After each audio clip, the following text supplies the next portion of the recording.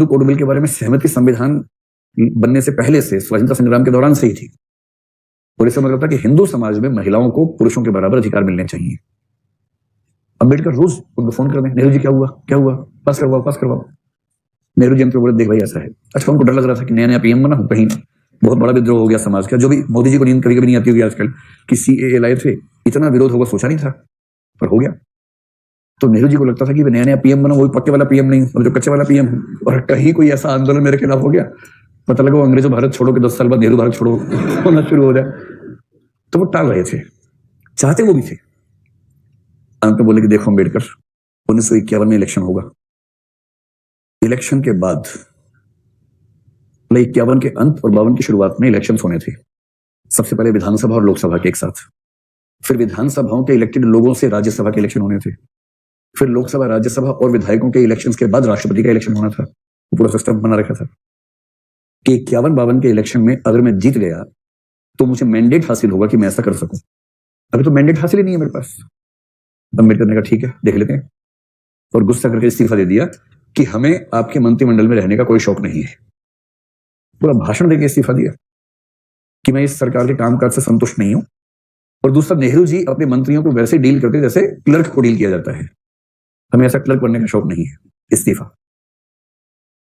और मूवमेंट बाहर से करते रहे कि uniform civil code, Hindu code bill लेके आओ लेके आओ। तो नेहरू जी ने 1951 में घोषणाएं कर दी चुनाव प्रचार में कि देखो भाइयों बहनों, अगर अगर मैं जीत गया तो हिंदू कोड बिल लेके आऊंगा, ध्यान रखना। अच्छा, लोग तो भारत के मजेदार है, उन्होंने आपस में बात की कुछ लाएगा, अच्छा कुछ लाएगा, बिल लाएगा, कुछ बढ़िया है। लोग तो लोग ही होते हैं। जिस देश में अनशन गांव में अनसंट हो जाता हो उस देश में हिंदू कोड बिल कितने लोग समझे होंगे। पर नेहरू ने कहा बाद में मत कहना, बोल रहा हूं हिंदू कोड बिल लेके आऊंगा। लोगों ने हाँ लाओ लाओ लाओ, खूब वोट दिया, नेहरू जी जबरदस्त बहुमत से पीएम बने। अम्बेडकर फिर बोले अब जीत गए इलेक्शन, अब लाओ। वो लाते हैं, रुको थोड़ा सा रुको यार। 51-52 का इलेक्शन जीते, अगला इलेक्शन 57 में था, डरे हुए थे। फाइनली 1955 और 56 में अम्बेडकर के दबाव में 3-4 एक्ट पारित हुए। 1955-56 में हिंदू कोड बिल 4 कानूनों के रूप में पारित हुआ, जिनमें से पहला है हिंदू मैरिज एक्ट, हिंदू विवाह अधिनियम।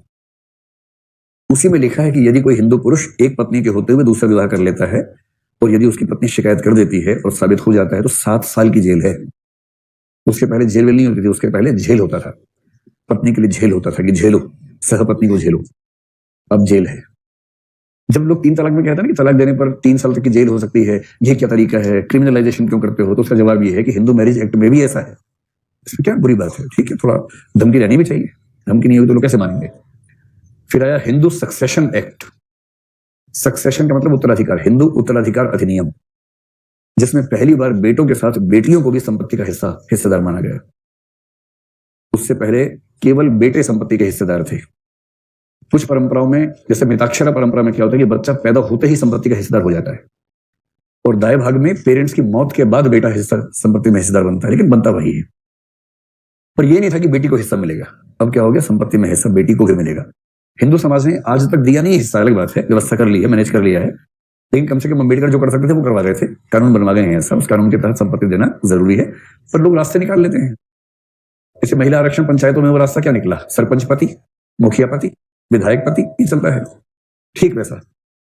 एक और एक्ट है, हिंदू एडॉप्शन एक्ट कहते हैं उसको, Hindu adoption and maintenance act, यानी हिंदू दत्तक अधिनियम। किसी बच्चे को गोद लेना हो तो उसके संबंध में क्या अधिकार होंगे, इसको बोलते हैं Hindu adoption and maintenance act. एक हिंदू माइनॉरिटी एक्ट होता है जिसमें बच्चों के अधिकारों की बात होती है।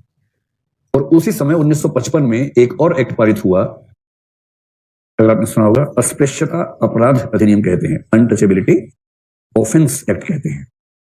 इसी एक्ट को आगे चल के ठीक किया गया 1976 में, जब बना सिविल राइट्स प्रोटेक्शन एक्ट, और इसी एक्ट को और मजबूत किया 1989 में, जब बना एट्रोसिटीज एक्ट।